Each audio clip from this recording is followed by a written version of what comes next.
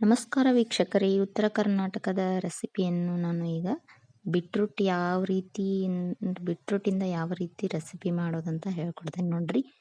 ಈ ವಿಡಿಯೋ ನೋಡೋದಕ್ಕಿಂತ ಮುಂಚೆ ನೀವೇನಾದರೂ ನಮ್ಮ ಚಾನಲ್ನ ಸಬ್ಸ್ಕ್ರೈಬ್ ಮಾಡಿಲ್ಲ ಅಂದರೆ ಪ್ಲೀಸ್ ಸಬ್ಸ್ಕ್ರೈಬ್ ಮಾಡಿ ನೋಡ್ರಿ. ಅಂಡ್ ಬೀಟ್ರೂಟ್ ತೊಗೊಂಡೇನಿ, ಒಂದು ಬಡ ಏನು ಮಾಡ್ಕೊಳತ್ತೇನಿ, ಮೇಗಿನ ಸಪ್ಪೆಲ್ಲ ತಿಕ್ಕೊಳತ್ತೇನಿ.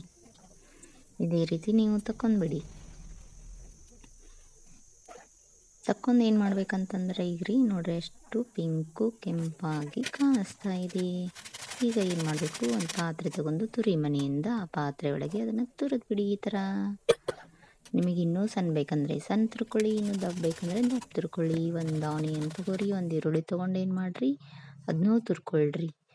ತುರ್ಕೊಂಡು ಹಿಟ್ಟಿಗೆ ಬೀಟ್ರೂಟ್ ಇದಕ್ಕೆ ಏನು ಮಾಡ್ಬೇಕ್ರಿ, 2 ಕಪ್ ನಾನು ಇಲ್ಲಿ ಗೋಧಿ ಹಿಟ್ಟು ಹಾಕ್ತಾಯಿದ್ದೀನಿ. 2 ಕಪ್ ಗೋಧಿ ಹಿಟ್ಟನ್ನು ಅದರೊಳಗೆ ಹಾಕಿ ಸ್ವಲ್ಪ ಅಜ್ವಾನನ್ನು ಹಾಕಿಬಿಡಿ. ಅದ್ರ ಜೊತೆಗೆ ಸ್ವಲ್ಪ ಏನು ಮಾಡ್ಕೋಬೇಕು, ನಾವು ಅಡುಗೆ ಉಪ್ಪನ್ನು ಸೇರಿಸ್ಕೋಬೇಕು ರುಚಿಗೆ ತಕ್ಕಷ್ಟು. ಅದ್ರ ಜೊತೆಗೆ ಬಿಳಿ ಎಳ್ಳು ಕೂಡ ನಾವು ಏನು ಮಾಡ್ಕೋಬೇಕು, ಹಾಕ್ಕೋಬೇಕು. ಇದ್ರೆ ಹಾಕೋರಿ, ಇಲ್ಲಾಂದರೆ ಇಲ್ಲ. ನೀವು ಕರಿ ಎಳ್ಳು ಬೇಕಂದ್ರೆ ಯೂಸ್ ಮಾಡ್ಕೋಬೋದು, ಇಲ್ಲಾಂದರೆ ಬಿಟ್ಬಿಡ್ಬೋದು. ಆಮೇಲೆ ಸ್ವಲ್ಪ ರೆಡ್ ಚಿಲ್ಲಿಯನ್ನು ನಾನು ಇಲ್ಲಿ ಹಾಕೋತಾ ಇದ್ದೀನಿ. ನೀವು ಗ್ರೀನ್ ಚಿಲ್ಲಿ ಬೇಕಂದ್ರೂ ಹಾಕೋಬೋದು, ಬೇಡಂದರೆ ಬಿಟ್ಬಿಡಿ. ಇದೇ ರೀತಿ ಸ್ವಲ್ಪ ನೀವು ಮೊದಲೇ ಹಾಗೆ ಕಲಸಿ, ಆನಂತರ ನಿಮಗೆ ನೀರು ಬೇಕಂದರೆ ಅದಕ್ಕೆ ಬೇಕಂದರೆ ಮಾತ್ರ ಅಲ್ಲಿ ಏನು ಮಾಡಬೇಕು, ನೀರು ಹಾಕಬೇಕು. ಯಾಕಂದರೆ ಬೀಟ್ರೂಟ್ ಆಲ್ರೆಡಿ ಅದು ನೀರು ಬಿಟ್ಟಿರುತ್ತೆ ಅಲ್ವಾ. ಸ್ವಲ್ಪ ಅದು ಹಿಟ್ಟು ಅದಕ್ಕೆ ಎಷ್ಟು ಬೇಕೋ ಅಷ್ಟು ಹಾಕ್ಕೊಂಡು ಅದನ್ನು ಮಿಕ್ಸ್ ಮಾಡ್ಕೋಬೇಕು. ಈ ಥರ ನೋಡಿ, ಒಂದು 20 ನಿಮಿಷ ಇಟ್ಟಿದ್ದೆ, ಸ್ವಲ್ಪ ಹದವಾಗಿ ಬಂದಿದೆ ನೋಡಿ. ಈಗ ಯಾವ ರೀತಿ ಮಾಡೋದಂತ ತೋರಿಸ್ಕೊಡ್ತೇನೆ ನೋಡಿ. 1 ಬೈ 1 ನಾನು ಇಲ್ಲಿ ಏನು ಮಾಡ್ಕೊತಿದ್ದೀನಿ, ಉಳ್ಳಿ ಮಾಡ್ಕೊಂಡು ಇಟ್ಕೊಂಡಿದ್ದೀನಿ. ಸ್ವಲ್ಪ ಹಿಟ್ಟಿನನ್ನು ಹಚ್ಚಿ ಏನು ಮಾಡಬೇಕು, ನೀಟಾಗಿ ಇಲ್ಲಿ ಲಟ್ಟಿಸ್ತಾ ಹೋಗಬೇಕು. ಈ ರೀತಿ ನೀವೇನು ಮಾಡಬೇಕು, ಹಿಟ್ಟು ಹಚ್ಚಿ ಲಟ್ಟಿಸ್ಬಹುದು. ಹಿಟ್ಟು ಹಚ್ಚಿ ಲಟ್ಟಿಸ್ಬೋದು, ಇಲ್ಲ ನಮಗೆ ಹಿಟ್ಟಪ್ಪ ಬೇಡಪ್ಪ ಅಂತಂದರೆ ಎಣ್ಣೆ ಕೂಡ ನೀವು ಇಲ್ಲಿ ಏನು ಮಾಡ್ಬೋದು, ಹಚ್ಚಿ ಲಟ್ಟಿಸ್ಬೋದು. ಇಲ್ಲಿ ನಾನು 2 ಎಣ್ಣೆ ಹಚ್ಚಿ ಲಟ್ಟಿಸೋದು ಮತ್ತು ಹಿಟ್ಟು ಹಚ್ಚಿ ಲಟ್ಟಿಸೋದು ತೋರಿಸ್ತಾ ಇದ್ದೀನಿ ನೋಡಿ. ಈ ರೀತಿ ನೀವೆಲ್ಲವನ್ನ ಏನು ಮಾಡ್ಕೋಬೇಕು, 1 ಬೈ 1 ನೀವು ಲಟ್ಟಿಸಿ ಇಟ್ಕೋಬೇಕು. ಈ ರೆಸಿಪಿ ಏನಾದರೂ ನಿಮಗೆ ಇಷ್ಟ ಆದರೆ ಹಾಗೆ ಒಂದು ಲೈಕ್ ಮಾಡಿ. ನೀವು ಇಷ್ಟ ಆದರೆ ಏನು ಮಾಡಬೇಕು, ನಿಮಗೂ ಮಾಡಿದ ಮೇಲೆ ಅದರ ರುಚಿ ಟೇಸ್ಟ್ ಆದಮೇಲೆ ಏನು ಮಾಡ್ಕೋಬೇಕಂದ್ರೆ ಬೇರೆದವರಿಗೆ ನೀವು ಶೇರ್ ಮಾಡ್ಬೋದು.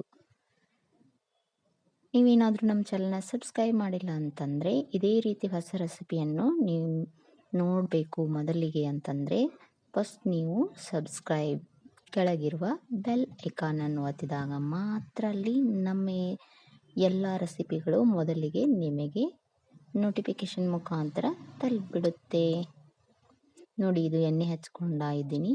ಎಣ್ಣೆ ಹಚ್ಕೊಂಡ್ರೆ ಈ ರೀತಿ ಆಗುತ್ತೆ. ನಮಗೆ ಎಣ್ಣೆ ಬೇಡ ಅಂದರೆ ಹಿಟ್ಟು ಮುಖಾಂತರ ನೀವು ಲಟ್ಟಿಸ್ಕೊಳ್ಳಿ